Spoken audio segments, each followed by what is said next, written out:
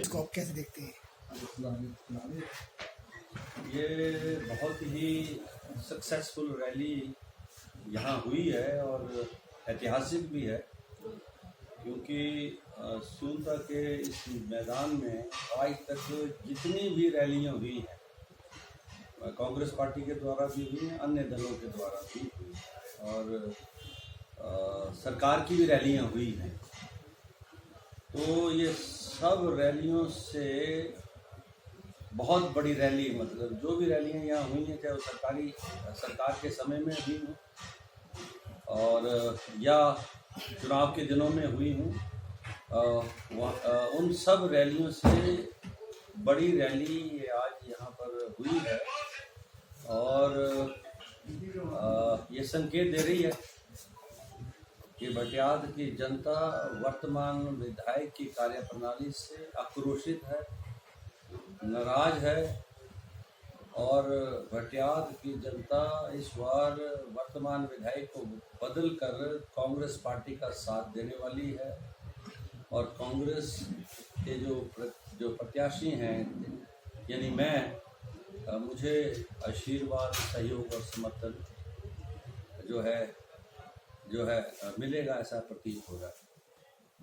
Sir, आपने लंबे समय से भटियात विधानसभा का नेतृत्व किया है, तो इस बार फिर आपको प्रत्याशी हैं, तो क्या क्या मुद्दे रहेंगे सर भटियात विधानसभा के?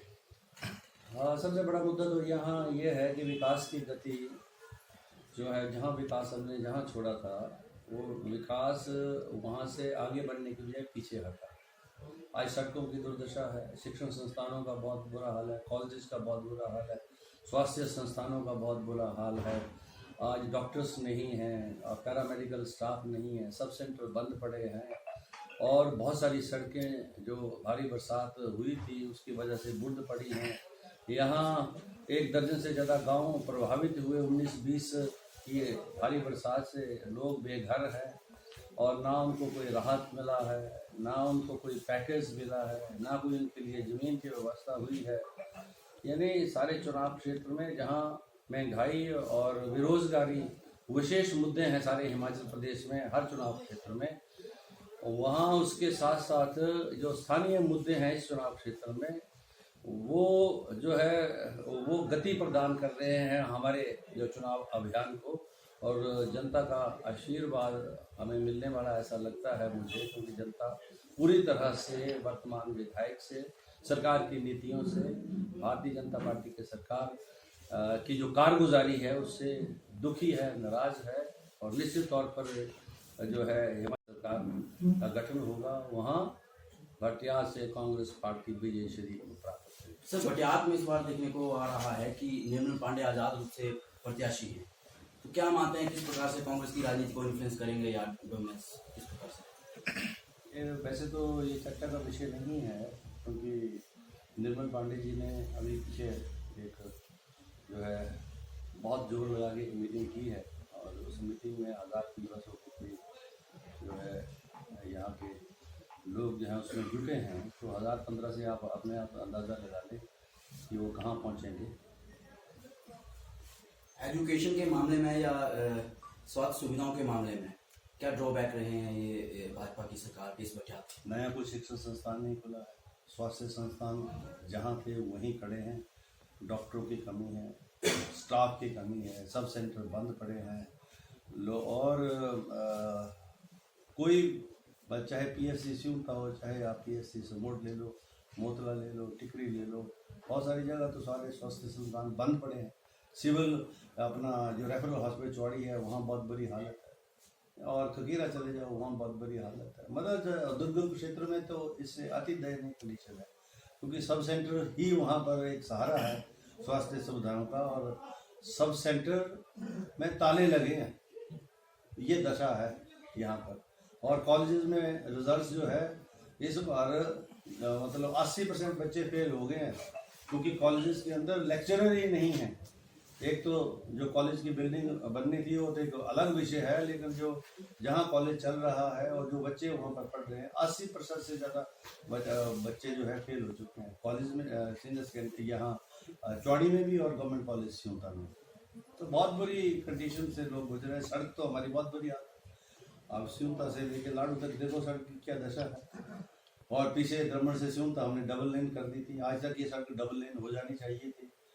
और चंबा चौड़ी जोधपुर डबल लेन हो जाना चाहिए था। 10 वर्ष हो गए वर्तमान विधायक को, एक भी प्राथमिकता उनकी जो प्राथमिकताएं उन्होंने निश्चित की हैं चुनाव क्षेत्र में, एक भी प्राथमिकता जो है उसको अमली जामा नहीं करना। और भ्रष्टाचार चरम सीमा पर है। विधायक निधि का आवंटन, जो विधायक निधि है उसमें जो है उन्होंने विशेष रूप से कुछ लोगों को विधायक निधि बांटी है। ऐसा लगता है कि जैसे कि उसमें जो है उनका कोई हिसाब किताब है उस विधायक निधि में, क्योंकि सारी पंचायतों के अंदर मैं गया हूँ और वहाँ उन्होंने सब ने मिली नहीं। और विधायक ऐच्छिक निधि, एक विधायक निधि, दूसरी ऐच्छिक निधि।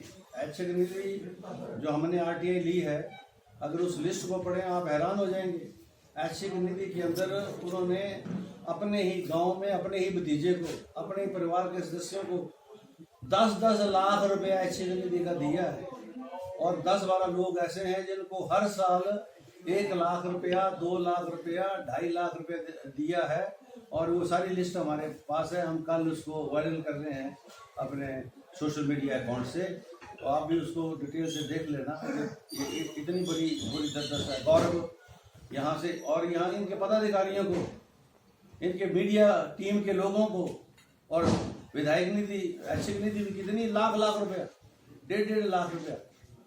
तो ये बहुत मतलब जो है यहाँ जो विधायक निधि के आवंटन में, बांटने में और ऐच्छिक निधि के बांटने में बहुत बड़ा भ्रष्टाचार जो है ये विधायक महोदय के द्वारा, इनकी मिली भगत के द्वारा अपने परिवार के अंदर किया गया है, जिसकी छानबीन जांच सरकार बनने के बाद हम करेंगे।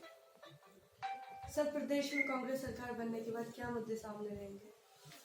हमने बोला है अपनी जो गारंटीज हमने दी हैं 10, उसमें सबसे पहले OPS का मुद्दा है। ओल्ड पेंशन स्कीम को सरकार बनने के बाद पहली कैबिनेट में हम उसको लागू करेंगे। OPS के बाद हम स्टार्टअप स्टार्ट कर रहे हैं 680 करोड़ का, इसमें 10 करोड़ पर चुनाव क्षेत्र जहाँ 5 लाख से ज़्यादा रोजगार हिमाचल प्रदेश में पैदा होंगे उसकी व्यवस्था करेंगे। जितनी भी वैकेंसीज हैं और उनमें फाइनेंशियल सैंक्शन अवेलेबल है, वो जैसे ही सरकार बनेगी उनको भरने की प्रक्रिया हम शुरू कर रहे हैं। 1 लाख जो है एवरी ईयर जो नए रोजगार हैं वो पैदा करने की बात हम कर रहे हैं। और महिलाएं हैं उनको आर्थिक सपोर्ट 1500 रुपये के हिसाब से 18 से 60 साल की आयु के बीच में हर महिला को कांग्रेस पार्टी सरकार बनने के बाद देगी। कुछ ऑर्गेनिक खेती भी करेंगे, दूध 10 रुपये प्रति लीटर खरीदेंगे। तो ऐसे बहुत सारे कार्यक्रम हैं जिसका उल्लेख हमने अपने घोषणा पत्र में भी किया। और गारंटीज दी हैं 10, उसमें भी इसका उल्लेख है। तो भटियात के लिए आपका विजन?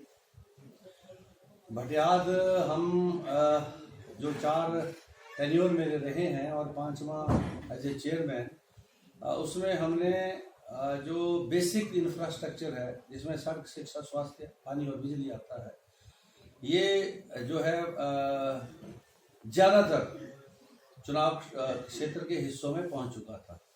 लेकिन आज दशा ये हुआ नहीं है। इसलिए पहली तो बात ये है कि जो इंफ्रास्ट्रक्चर और बेसिक जो नेसेसिटीज़ हैं जिसमें पानी आता है, बिजली आती है, सड़कें आती है, शिक्षण संस्थान आते हैं, स्वास्थ्य संस्थान आते हैं, ये पहले जो है इमीडिएटली जहाँ वैकेंसीज हैं उनको भरा जाएगा। जहाँ आवश्यकता है वहाँ नए खोले जाएंगे, चाहे वो शिक्षण संस्थान हो चाहे वो स्वास्थ्य संस्थान हो।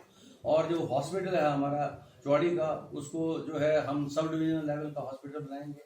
यहाँ जो समोट में हॉस्पिटल और सिवता में इनको सिविल हॉस्पिटल का दर्जा हम दिलाएंगे।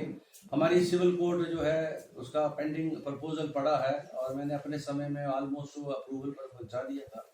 जो अभी तक जो है वो मंजूरी नहीं मिली है, विपरीत इसके तीसरा में सिविल कोर्ट खुल गई है। सरकार बनते ही इमीडिएटली हम यहाँ पर सिविल कोर्ट एस्टेब्लिश करेंगे। जितने IPH PWD के डिविजन्स हैं DFO के सारे जो है चुनाव क्षेत्र में लाएंगे। सड़कों का स्ट्रेंथनिंग और सड़कों का जो विस्तार है और सुदृढ़ीकरण है, जो सड़कें हैं उनको अच्छा बनाएंगे ताकि टूरिज्म की दृष्टि से सारे इलाके को विकसित किया जा सके। अंत में आप बजाय की जनता को क्या संदेश देना चाहेंगे?